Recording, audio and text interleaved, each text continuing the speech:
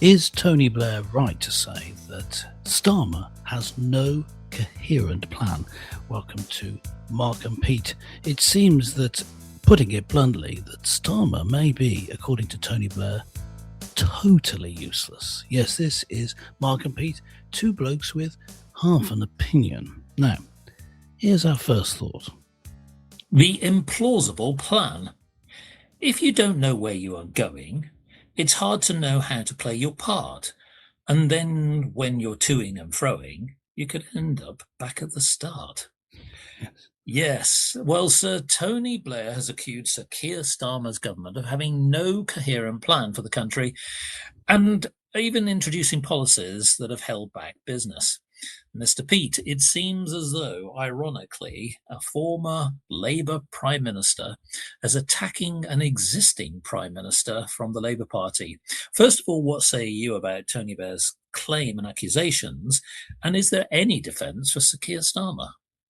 Well, let's start with Tony Blair. Yes, he has spotted that Keir Starmer hasn't the sort of coherent plan that he had. Now, we on Mark and Pete, we've many criticisms of Tony Blair, but the criticisms have been that we didn't like his plan or his vision for the country.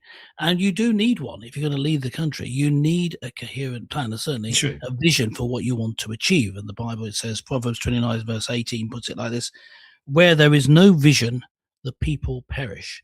There needs to be something that you're aiming for, that you're striving for, so you can draw together all the different parts of government and state apparatus and then the country as a whole to achieve those aims, to achieve that vision, to make that vision come to effect. And you need a plan to do that.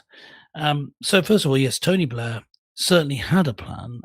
We didn't think it was a good plan, but that's not the point. He was able to achieve quite a lot. Starmer seems to be very reactive. He appears, so I can put it like this: is from just my opinion from the way I've observed him operating. He appears to have come into place and come into the position and believed that other people would come up with the plan. He appears to his behaviour so that's what the civil servants are for, or that's what his advisors are for. He appeared to think that a plan should be put in place and then he can then support it. Or well, the plan should be made and then he can put it into effect. That's so his role was more as a COO than a CEO. You see what I mean? He's got the job description wrong. He's not just an operations man. He's meant to be the executive officer for the country, and I don't think there is any defence for the fact that Tony Blair feels that he's had to step in. Or if you're being cynical and say, well, Tony Blair's looking to get back into politics and maybe even come back as Prime Minister, stranger things have happened.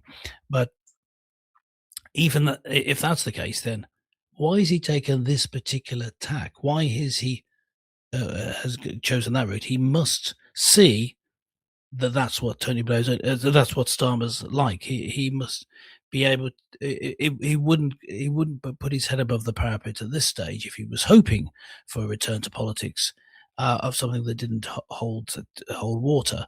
But more to the point, he wouldn't. I think he wouldn't want to step in and make a fool of himself.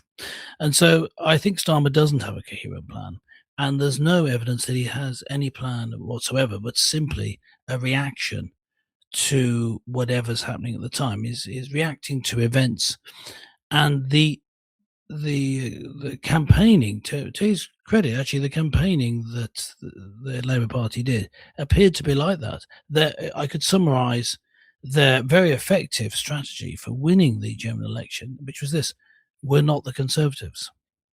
Yes. Which was effective. Well, it certainly was at the time. But now here's the funny thing, because the former Labour Prime Minister, Tony Blair, singled out measures including new workers' rights laws, the phasing out of British oil and gas industry, and the above inflation uplift to the minimum wage. There were many other things that Tony Blair criticised Starmer in an essay. Now, I think it's reasonable to say that, yes, when Tony Blair was coming into power, he had his 5 point plan. He had very clear policies. He knew what he wanted to do, and he implemented quite a lot of them. But you knew what you were getting. And so you knew what they were buying into. Yes, there were ministers that came, there were ministers that went, but you got the sense of what New Labour was about. It was a new movement, it had a philosophy. Whether you liked it or not, you knew what you're getting, folks. But what are we really getting with Starmer? It's very difficult to really know what he was representing. And I think that what Tony Blair is highlighting here, and I don't think it's necessarily that he wants to be prime minister again. I think really, dare I say, I'm going to say that maybe he's got a book coming out or something. I don't know. But the bottom line is, Yes. I think he's genuinely Quite likely. concerned that the direction that the nation is taking. And to your point about the analogy, I'd actually go as far as to say, I don't see Keir Starmer as a CEO or even as a COO. I actually see him as like the janitor in the background who just occasionally sweeps up a bit of mess under the carpet and doesn't seem to do anything different day by day. And that's the Yes. problem. We Well, don't have the philosophy, we don't have the yes. strategy and the policies in But place. So even if I, you change Sir Keir Starmer, putting somebody else in isn't going to change the direction. True. It could make things worse, though. Here's a point that I would make, an ultra cynical point, I admit, in that Starmer being, as I alluded to at the start, totally useless in his job. He so he's not competent. Now, if you have someone who competently puts into place a strategy that takes the country in the wrong direction, that is Tony Blair. Yes. And in contrast, you have Starmer, who would take the country in the wrong direction, but he doesn't know where it's going or what he's doing. Is it actually better to have someone incompetent so that they don't achieve these goals that we don't agree with? Well, there is another thing as well, which again sort of feeds into probably both Blair and Starmer. Now, both actually keep referencing Brexit. I know it keeps coming back again. It's a horrible bad penny. But the fact of the matter is, that's one area that I think they're both beginning to sort of recognize that they believe that Britain is better off in a European Union. Now, of course, we went through that whole process of getting out of it. But really, should we ever have any politician in government that wants to get us back into the European Union? It seems like we've got a divided party already, where some want to stay in, some want to remain as independent. Is that also one of the challenges that Keir Starmer faces, that he's got again, yet again, like his predecessors in the Conservatives, a divided party on that front? Yes, I mean, that's been his constant problem. We knew that when he came into power, that Keir Starmer really was his hands were tied on what he could actually achieve, because there were very strong factions in the party wanting opposite things to happen. He was just in a difficult position. In a previous episode, we discussed whether, in fact, it was impossible for uh, to have someone who could run the country. That the prime minister job was an impossible job, and it could well be that in the current situation, at least, that is the case, because all the major parties, as you say, are divided. And so, therefore, you can't have a strong leader. You end up having a leader who is the least offensive to each party, a sort of John Major figure, for those who students of the history of politics will remember, was the sort of compromise candidate. And uh, Keir Starmer was not necessarily the compromise candidate. There was, because there's another level to this, of course. Who do the paymasters, the globalists, and the bankers want? And so he fulfilled all that and wasn't too offensive to all the different factions. So now he's in a position, where with this divided party, even if he was the greatest strategist in the world, he wouldn't be able to achieve much. So I think Tony Blair's criticisms, which reading exactly what he has written, that it's aimed more not just at Starmer but at the entire party. You've got to make sure, he's saying, that if you do replace Starmer, who hasn't had a coherent plan, you actually need to have one. So he's calling for the party as a whole to do a rethink, which I'm happy to report, as someone who doesn't want Labour Party to win the next election as well, they don't seem to be doing. So I think they're going to be revealed as being as utterly competent as Starmer has proved himself to be.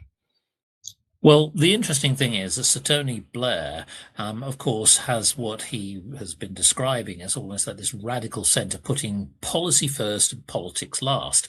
That's very difficult in this world. But what he really was talking about was about the investment in his think tank, because, of course, he has the Tony Blair Institute, which in theory is to look at how you can generate growth in business for the nation, a welfare reform, being able to effectively combat and tackle illegal immigration, and harnessing technologies such as artificial intelligence. All of those things are great. The trouble is that would I be right in saying that at this moment, despite Tony Blair's history, despite who he is he just sort of blowing in the wind in the distance? Because at the end of the day, he's not in government and he can't change the way that Starmer acts and thinks at this moment in time. What would you say to somebody like Tony Blair in terms of being able to encourage the government to change its course? Well, I think that he's doing the right thing. He's writing well-written and researched think pieces in publications. He can't go in all guns blazing and say, you've got to change this. It has to be a softly approach. And he needs to try and gather support around this idea, and maybe even around an actual strategy, gather support. But there's, in the end, there's nothing to be done, because the Labour Party's whole basis of political thought is flawed. So even if they return to the Tony Blair, the new Labour system of thought, it was flawed, and it's really resulted in a lot of the problems we had today, because it meant rewriting and reforming Britain to be not a country as such, but a sort of a section of the world that's part of this globalist system.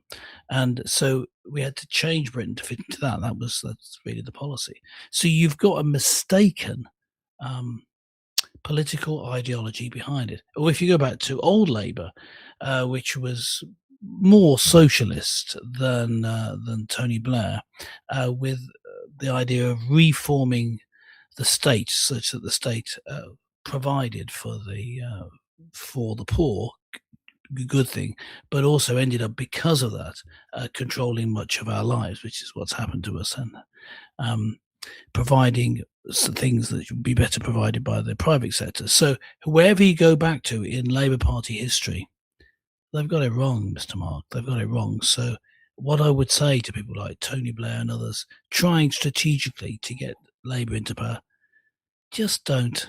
They've got it wrong. They've recognised certain problems in the country and prescribed the wrong attitude, the wrong treatment. Well, what do you think, listeners? Are we heading in the right direction? Do we have the right policies? Have we got the right government? Or is it time for a radical new plan?